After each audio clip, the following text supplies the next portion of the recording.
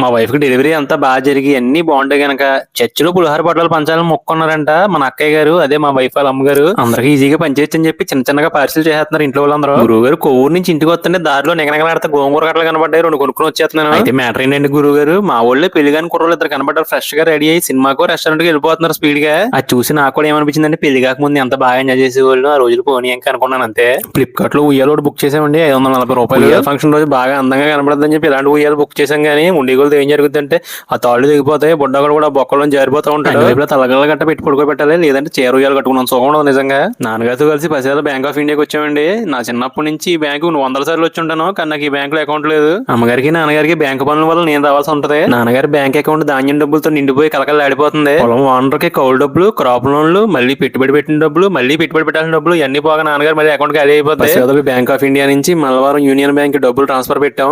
అవి మాత్రం టక్కన వెళ్ళిపోయి మేము మాత్రం